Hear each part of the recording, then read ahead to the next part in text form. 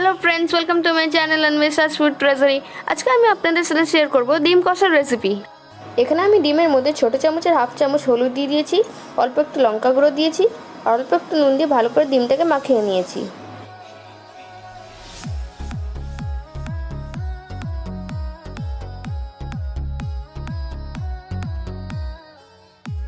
কড়াই গরম হয়ে গেছে, এর মধ্যে এবার দিয়ে দেবো তেল।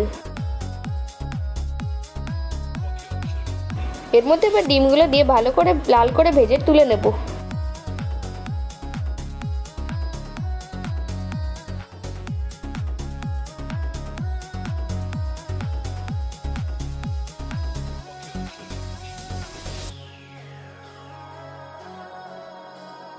ডিম ভাজার তেলের মধ্যে এবার দিয়ে দিলাম আলু। এর মধ্যে এবার অল্প হলুদ আর অল্প নুন দিয়ে লাল করে ভেজে নেব।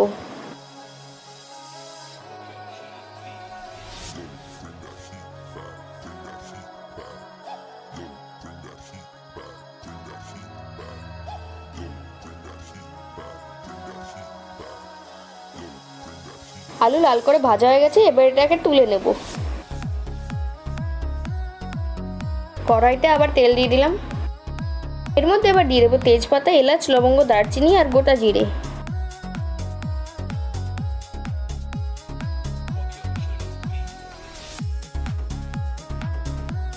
ফোড়ন ভাজা হয়ে গেছে, এবার এর মধ্যে দিয়ে দেবো একটা ছোট কুচনো পেঁয়াজ।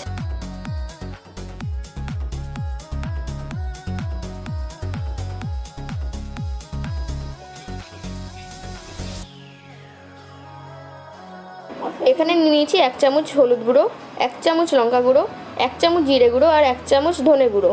এবার এর মধ্যে জল দিয়ে একটা পেস্ট বানিয়ে নেব। এবার এর মধ্যে দিয়ে দিলাম পেঁয়াজ বাটা,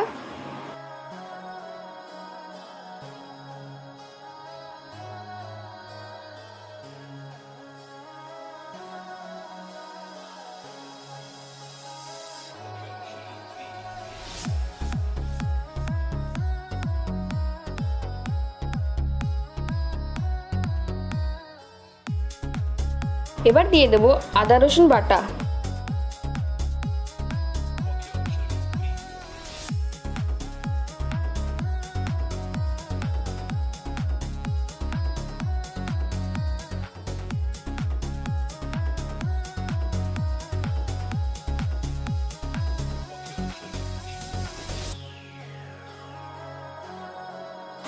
অল্প নাড়াচাড়া করে মশলার পেস্টটা এবার ঢেলে দেবো।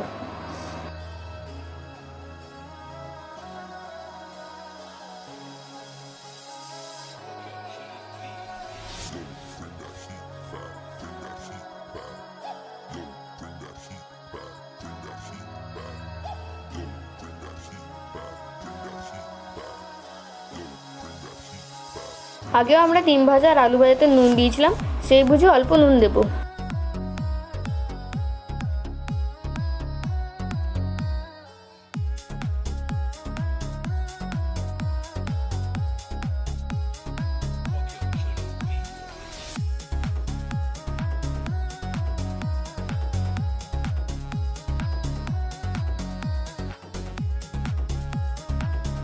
মশলা কষানো হয়ে গেছে, এবার এর মধ্যে ভেজে রাখা আলুটা দিয়ে দেবো।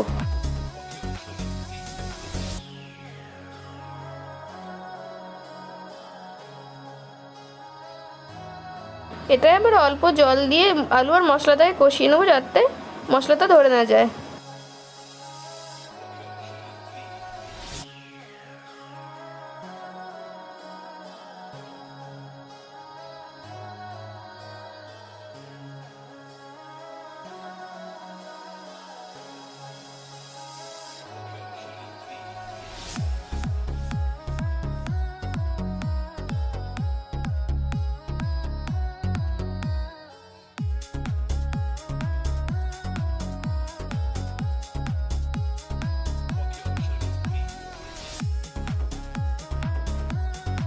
এবার এর মধ্যে দিয়ে দেবো অল্প চিনি।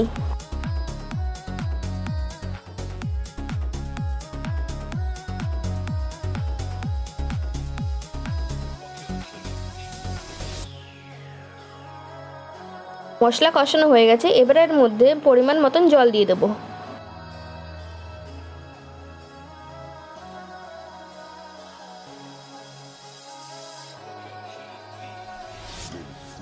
এবার এর মধ্যে দিয়ে দেবো ভেজে রাখা ডিমগুলো।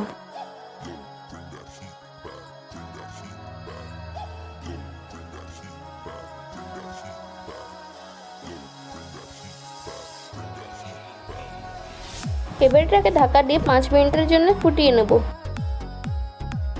রান্নাটা হয়ে এসছে। এবার এর মধ্যে দিয়ে দেবো গরম মশলা।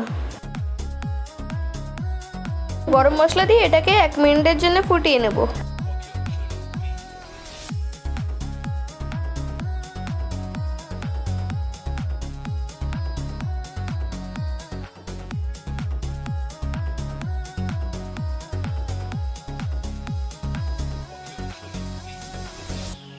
তৈরি আমাদের ডিম কষা।